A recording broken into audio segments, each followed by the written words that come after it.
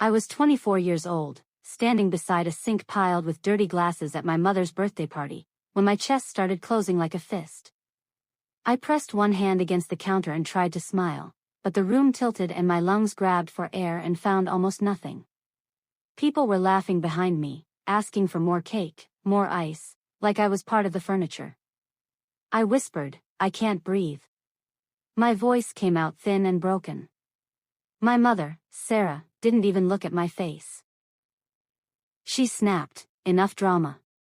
Quit faking it. Get in the kitchen and clean." My father, David, gave that ugly little sneer, the one he used whenever he wanted me small, and said, "Stop being lazy." My knees weakened. I knocked over a glass reaching for the counter. That was when my brother's friend Eric stepped closer. He wasn't laughing anymore. He grabbed my wrist, checked my pulse, and his face drained of color so fast the whole room noticed. "Call 911, he yelled. For 1 second, the party went dead silent. Then panic exploded. But the worst part wasn't the emergency. The worst part was realizing my mother had heard me gasping and still thought I was performing for attention. Before I tell you what Eric said next, and what happened after I finally walked out, I need to ask you something. Right now, wherever you are, drop a comment with your city and what the weather's like outside your window. I want to see how far this story travels. Because this isn't just my story. It's the story of a lie my family passed down for generations, and I'm about to shatter it right here on Lineage of Lies. The silence after Eric shouted, "Call 911, lasted only a breath, but I remember every face inside it. My mother stood near the dining table with a cake knife in her hand, still wearing a gold sash that said Queen for a day. My father stood beside her with his arms crossed, like my failing lungs were an inconvenience. My brother Jake had been laughing 2 seconds earlier, telling a cousin I always made things about me. Now he stared at Eric with a frozen smile, waiting for the punchline. Eric did not smile. He lowered me onto a chair, fingers firm against my pulse, voice sharp enough to cut through every excuse in the room. "Amber, look at me. Don't talk. Just focus on my hand." I tried, but the air came in short, broken pieces. Around me, guests shifted, unsure whether to help or pretend they hadn't heard my mother humiliate me. Someone whispered, "Is she actually sick?" Another voice answered, "I thought she was just upset." That whisper hurt more than the pressure in my chest because it proved exactly how my family had trained everyone to see me, not as a daughter, not as a person, but as a problem. Sarah finally moved, but not toward me. She looked at the spilled glass and said, "This is ridiculous. Amber, why would you do this right now?" Eric's head snapped up. "Mrs. Hale, she is in distress." My mother's mouth tightened. "She gets anxious. She always does this." Eric's jaw clenched, and for the first time that day, someone looked at my mother like she was the emergency.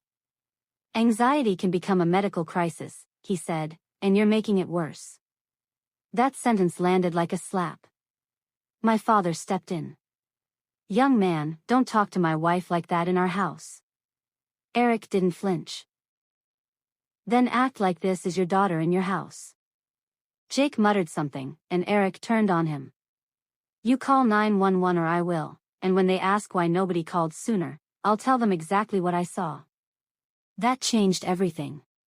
Not compassion, not fear for me, the possibility of witnesses. The possibility of being exposed. Jake pulled out his phone with shaking hands, suddenly serious now that the story might leave the living room.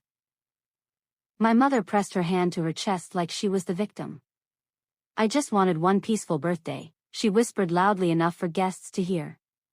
Even through the roaring in my ears, I understood. She was turning my emergency into her sacrifice. The sirens arrived minutes later. Paramedics pushed through the front door, and suddenly the decorations looked obscene, balloons tied to chairs, gold streamers twisting above my head while strangers carried oxygen past my family. One paramedic asked who had been with me when symptoms started.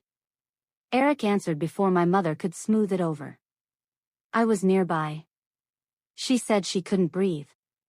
Her family dismissed her and delayed calling. Sarah gasped. That is not fair. Eric looked at her.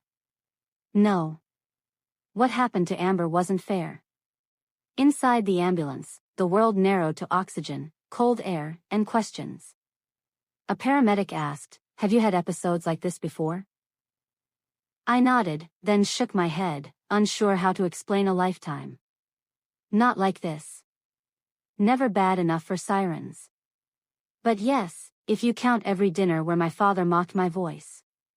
Yes, if you count every birthday where my mother handed me chores instead of affection.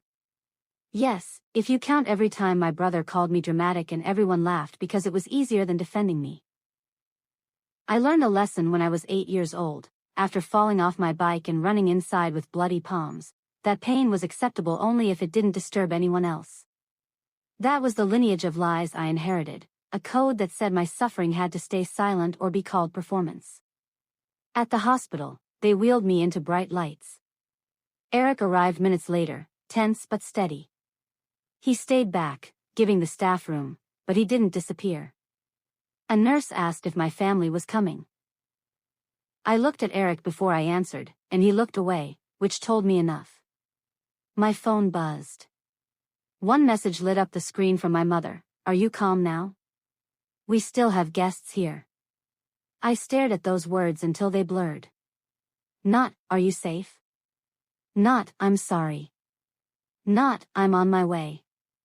"Are you calm now?" As if my lungs had thrown a tantrum. As if the ambulance had been an emotional inconvenience. Something inside me shifted then, quietly but permanently.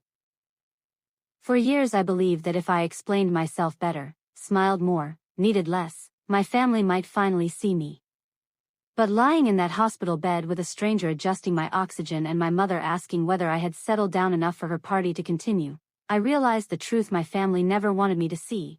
The problem was never that I failed to speak clearly. The problem was that they benefited from not listening.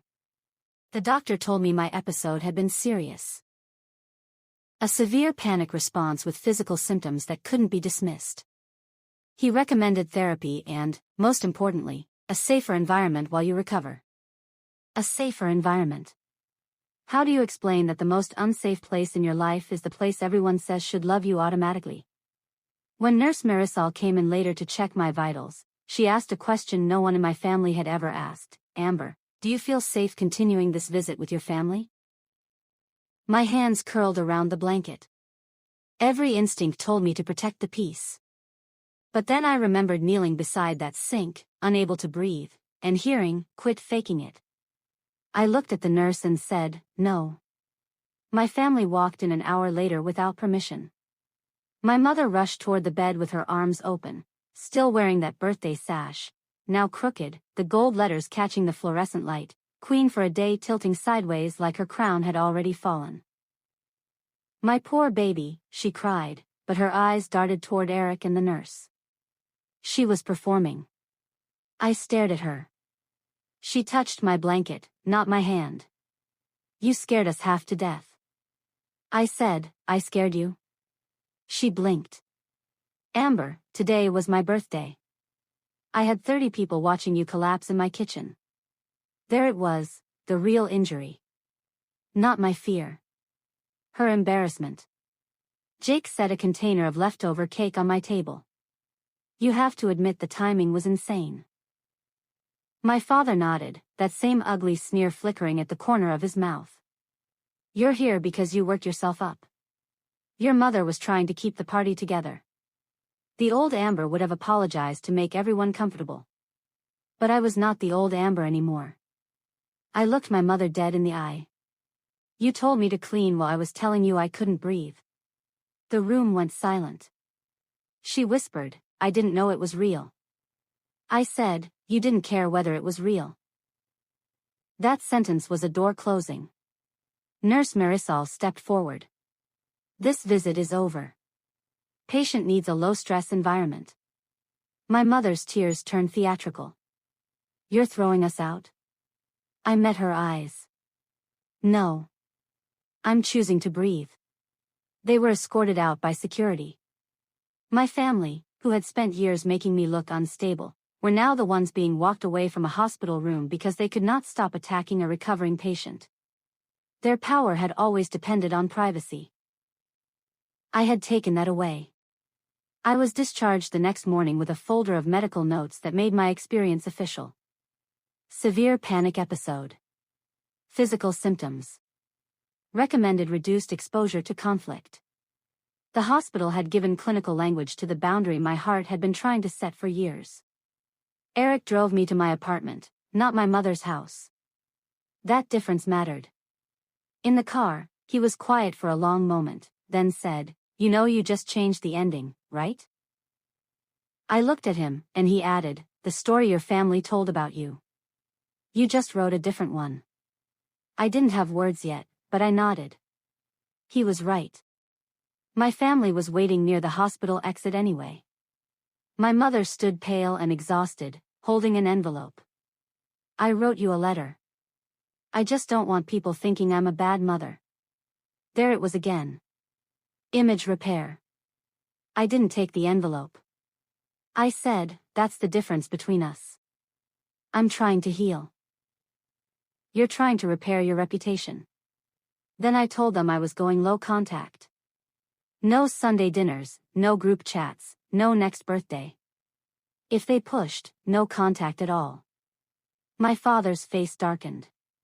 "You'll come back when you calm down." I opened my discharge papers and read aloud, "Doctor recommends reduced exposure to conflict." I said, "I'm following medical advice." Watching their faces change was almost sad. My mother's sash was gone now, she had finally taken it off. But the absence of it felt louder than the words she'd worn. In the weeks that followed, I started therapy. I bought groceries for my own apartment and left dishes in the sink without hearing my mother's voice in my head. Eric checked in, but never pushed. Nurse Marisol called once and said, "I'm glad you chose yourself."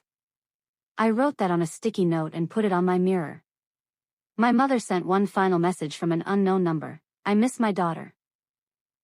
I stared at it, feeling the old guilt knock, then typed, "I miss the mother I needed."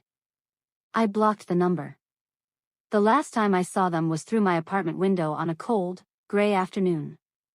My father drove my mother past my building, slowing down like grief could make me open the door.